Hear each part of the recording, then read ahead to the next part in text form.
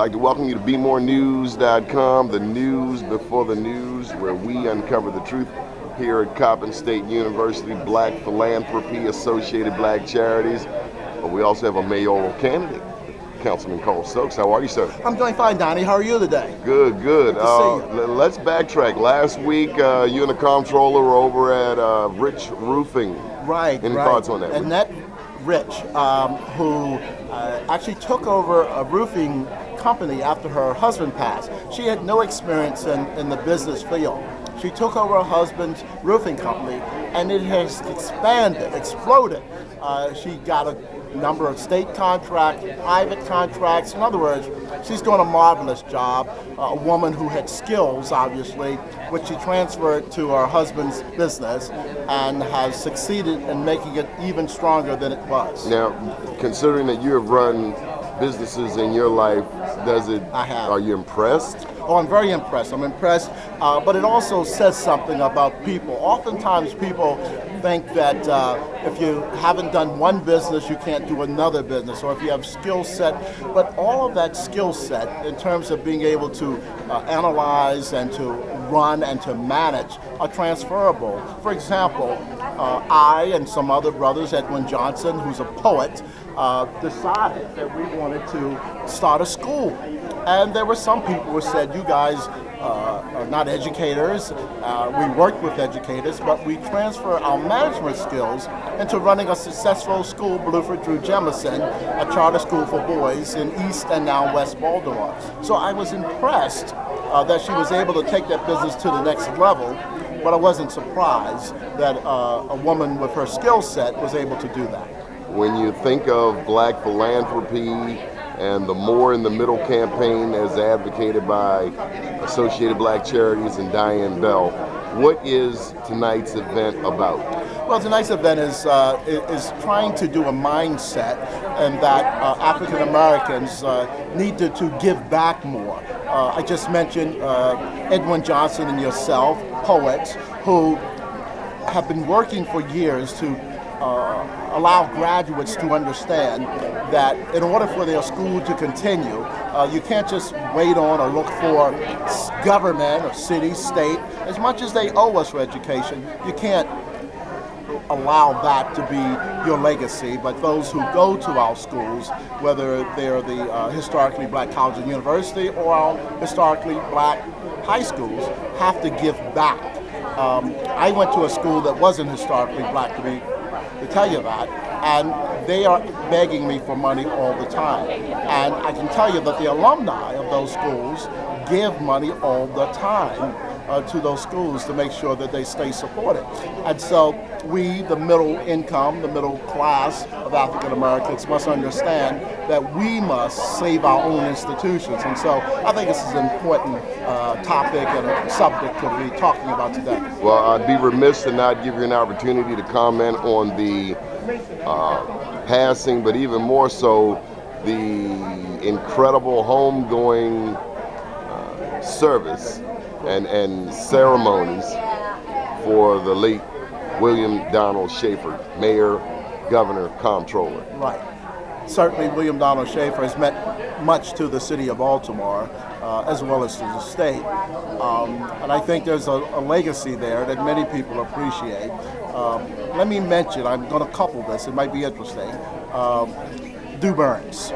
I think Du Burns, who came from the guy who hands out the towels at Dunbar High School Gymnasium to become the mayor of the city because of his ability, again, a skill set that people don't give him enough credit to rise up to that rank and to always be known as a guy who took care of his constituency. And to see the contrast in how both ceremonies went. Not to take anything away from Governor Schaefer, but Du, frankly, in this town, deserves better than he is recognized. And I'm going to say that in many more venues, that Du Burns has not been given the name on any buildings. He has won the Du Burns Soccer Arena over in Canton. But in East Baltimore, in West Baltimore, where he did make differences, there's nothing named for Du Burns, let alone, frankly, at Dunbar High School, Well, you know, I wrote a piece today about beggars sitting on bags of gold. And when I look at the 65% or 60% majority black city, a 30% black state. Right.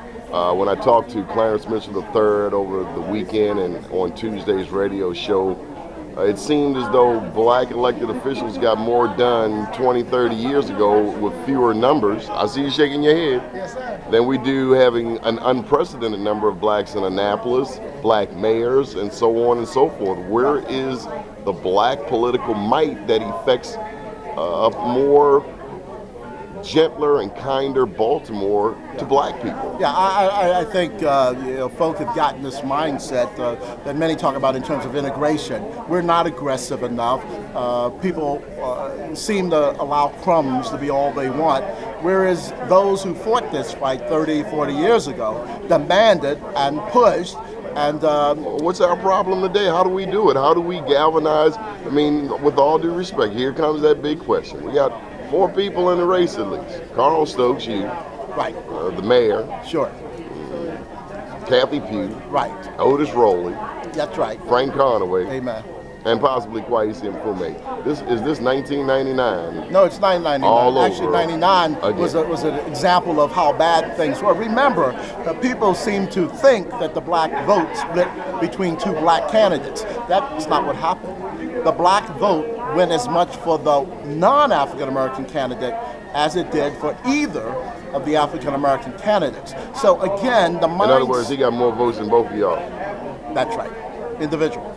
And so why did the black voter decide not to support the African American candidate? I don't know, maybe we wanted zero tolerance. Maybe we wanted an unprecedented number of people with arrest records who otherwise never had any violation with the law. You're absolutely right. Before. So 10 black open-air drug markets. That's right. Black males got picked up on the streets for no reason other than being black males. But the last I checked, black people don't have the speedboats, planes, and boats to, continually bring heroin to Pennsylvania Avenue, Greenmount Avenue. Well, there are 2 sides to that, but certainly African American males who were not involved in the drug trade or involved in doing anything illegal went to jail, got arrest records, cannot come to a Coppin State, which is a Coppin State and any other college, will look at your arrest record and decide whether or not they will admit you or not. Is this mayor doing a job downtown? Well, we can have another conversation about that. But this mayor should be stronger, more aggressive. Is minority business part No, of minority primary business is agenda? not getting its share. There's a place called East Baltimore Development, Inc., called EBDI East Baltimore.